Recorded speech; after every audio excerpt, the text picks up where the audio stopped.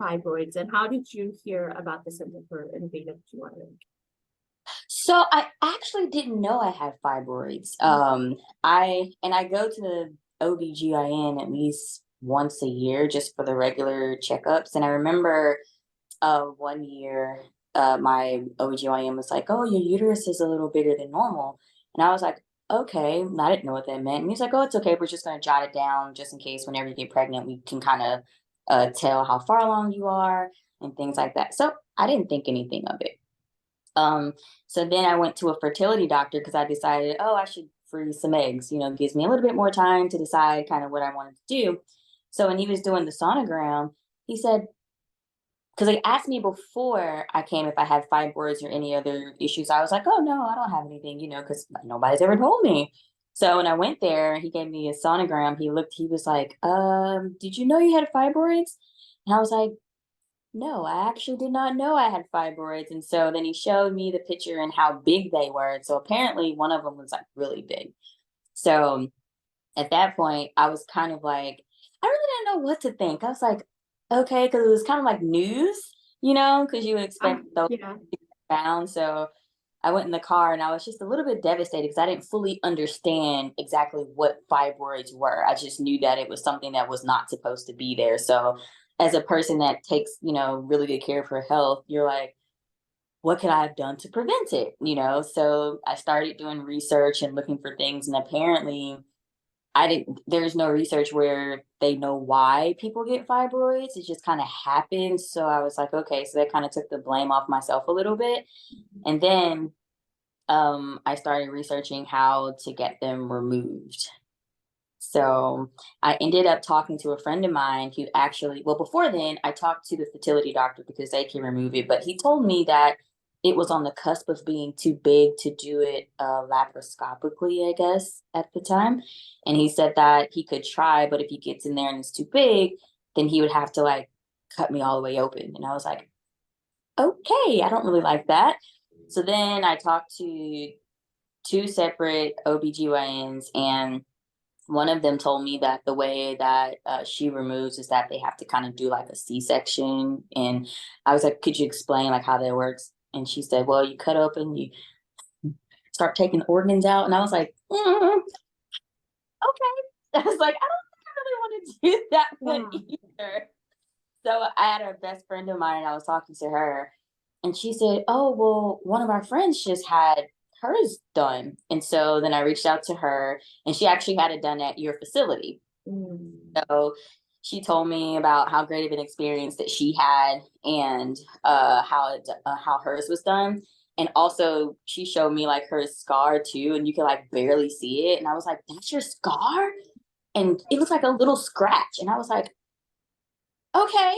So, and she explained to me that her acupuncturist actually had hers done at your facility too, had a good experience, ended up having a baby afterwards. So then she went to your facility and had a good experience. So she told me about it.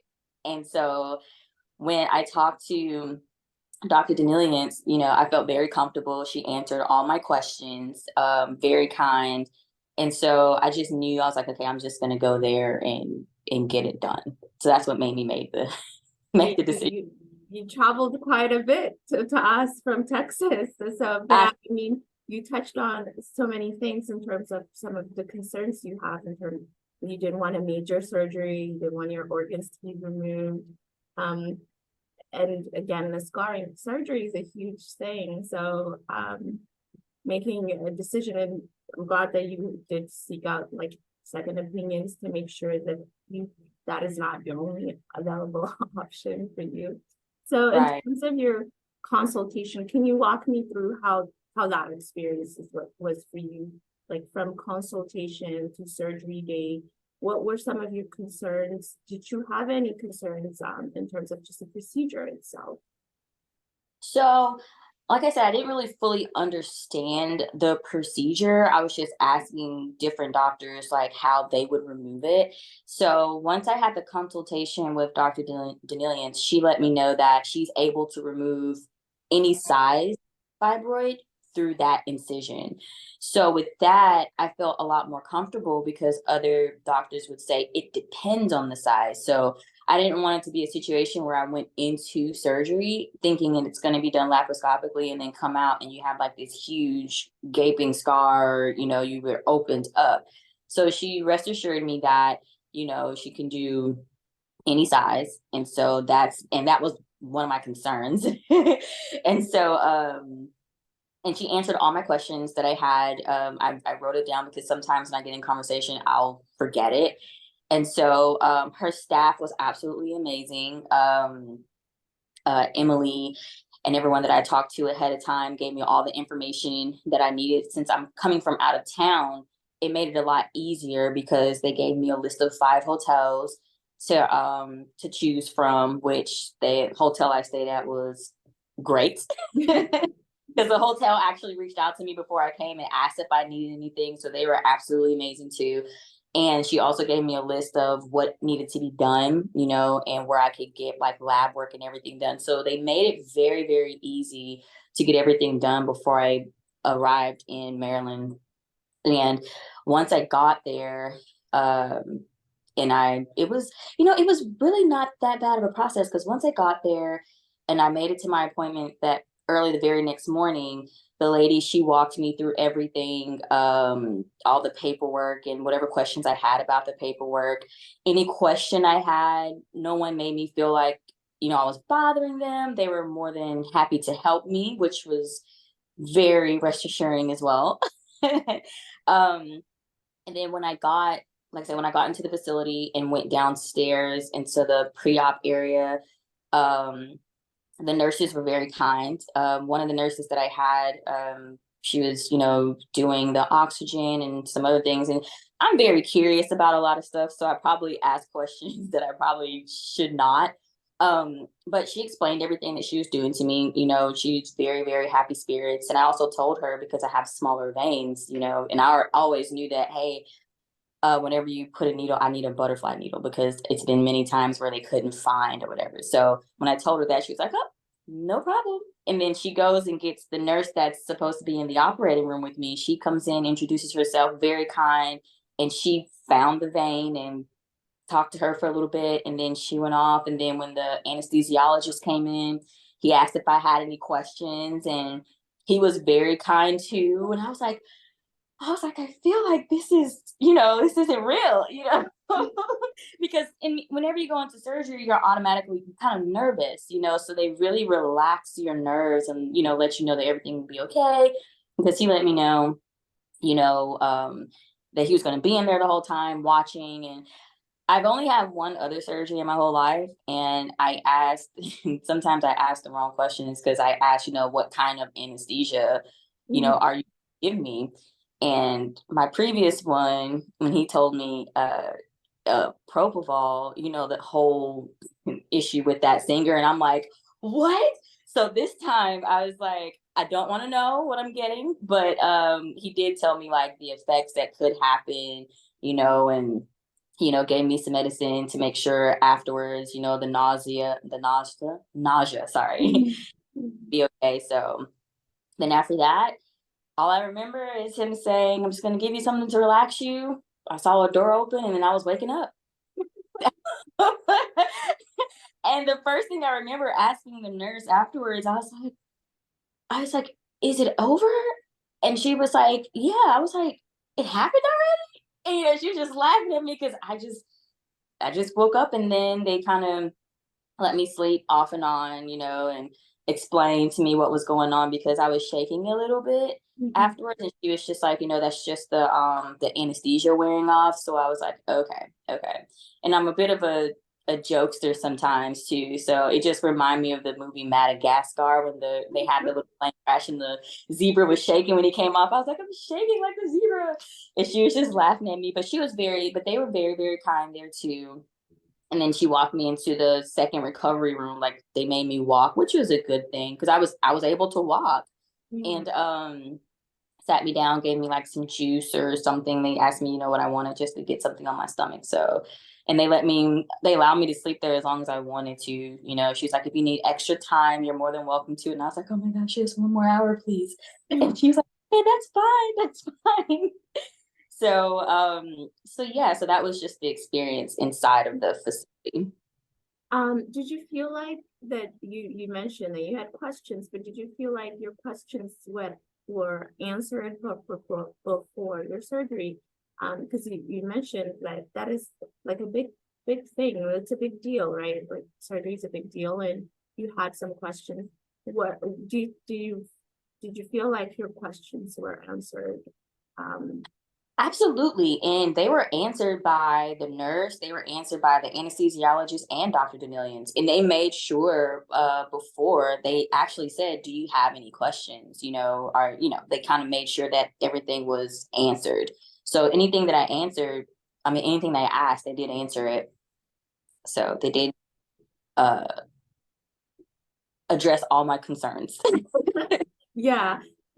So let's talk about, I think you did a good job of like giving us your pre-op thoughts. Can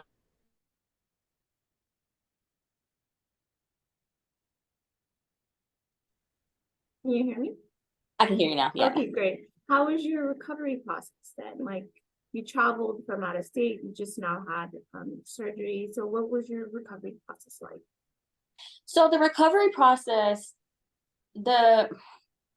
I took the ibuprofens, and that's literally all I took.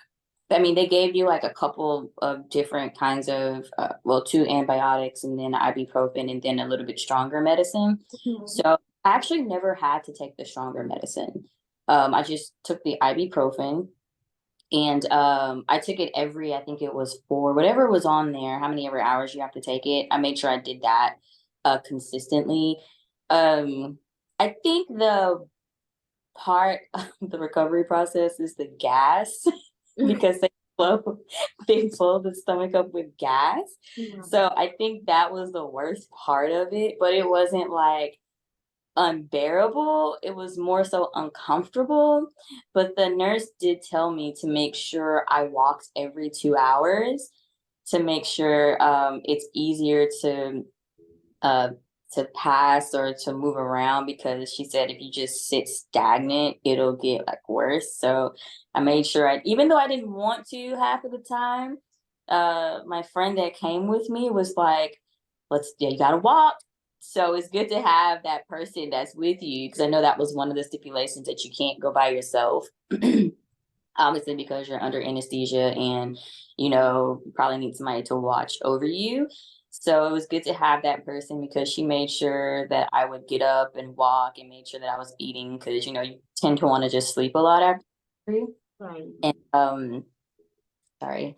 Yeah, you tend to want to just sleep a lot after surgery. So it was good having that and making sure you're eating the proper things. So other than that, there is a little bit of soreness. I tend to sleep on my stomach a lot, so it was a little bit more difficult to me. I had to like put a bunch of pillows around, because obviously I can't lay on my stomach, and not being able to let the water hit you right afterwards. So, but honestly, that was the worst part afterwards, was just the gas. Um, the healing process actually went really well. I waited the 2 weeks before I took the tape off, and the outside was just fine. And, you know, sorry, the outside was just fine. And for me, I'm a very active person. So the hardest part for me mentally was to not go back to the gym and to allow your body to heal properly. Because my mom had to remind me, she was like, you just went through surgery. So even though it looks healed on the outside, you have to let the inside of your body heal. So, but I haven't had any issues with that at all. So I would say my healing process is great, actually. I Nope. love hearing that. Yeah. It's again a major thing to go through, and saying that your recovery is going well means a lot. So is there anything that surprised you in terms of like your anticipation going into the surgery and then post-surgery, just reflecting back on it? Anything in the process that surprised you, In a good way or in a bad way? Um, I think for me, I really didn't have anything that surprised me in a bad way. But I was shocked at how quickly the healing went. I will say that. Especially with the surgery. And it wasn't as painful as I thought it would have been, coming I mean, your typical pain level, because obviously you were cut open, you're going to be a little sore, and I have a low pain tolerance. Like my pain tolerance is not high at all.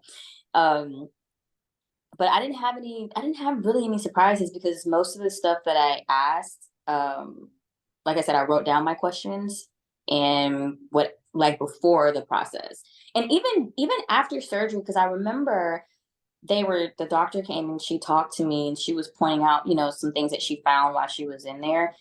I remembered it, but I couldn't fully remember it. So I just remember writing down. So when I saw her again right before I left to go home, that I would ask her that. So I just took my list in there and asked her. But one thing I was nervous about was flying home after the surgery. Now I did stay for like 4.5 days before I left. And I was like, okay, because I know, you're at altitude, you're at a different pressure and things like that. So, your mind goes, oh, what if like something starts moving? I mean, you know, like nitrogen, and it's still gas in there. Like, what do you do? But what I did is right before I got on the airplane, I just took an ibuprofen and I just slept the whole time. So by the time I got back home, it was normal. Like it didn't feel different. It didn't feel weird. It was normal. That's that's great. And now you're doing well, Yeah. right? So what do you wish people knew about fibroids, or just if someone is suffering with fibroids, what would your recommendation be? If someone is suffering from fibroids, I would say, well, I don't know everyone's different severity of fibroids, so I don't want to say don't worry about it, but I would say the first thing to do is to educate yourself about them and ask as many questions without feeling defeated or the fear of, someone judging you for not knowing something, because these are professionals, they go to school for these things, so they have a lot of information. And to know that it wasn't something that you caused, because that was my biggest thing, because I'm like, I eat, not all the time, but the majority of the time I eat healthy, I'm working out, and you're thinking, could I have done something differently? So I would say don't, place the blame on yourself for that, but more so educate yourself and find the best way to handle them. uh, because I did have one doctor say that, I know one fear is that people probably couldn't get pregnant, but I did have one doctor say, well, there are many women who get pregnant with fibroids. So, I just say educate yourself, talk to your doctor about your concerns, and, just try not to worry, and just kind of relax, because worrying makes it worse. That's such a great advice, to be your own advocate and to educate yourself and do the research, right? So Mhm. wonderful advice. Finally, is there anything else you'd like to share about your experience with CIGC that we missed or didn't touch on? I think I touched on everything. Like I said before, I had an amazing experience. I have no complaints about any of the staff. Everyone made me feel comfortable. Everyone made sure I understood what was going on. And as a matter of fact, I actually told a couple of other people about it since I came back, who, kind of, I didn't realize had the same issue until they were like, what were you in surgery for? And I was like, oh, fibroids. And they were like, I have the same thing. And then I started telling them about the procedure and how it was done. And they were like, very shocked about it. And as a matter of fact, I just had a friend that just had hers done this past Monday at your facility. Mm. Wow. She flew in from Texas too. So Already doing already doing the education out in the community. I think yeah, that's wonderful.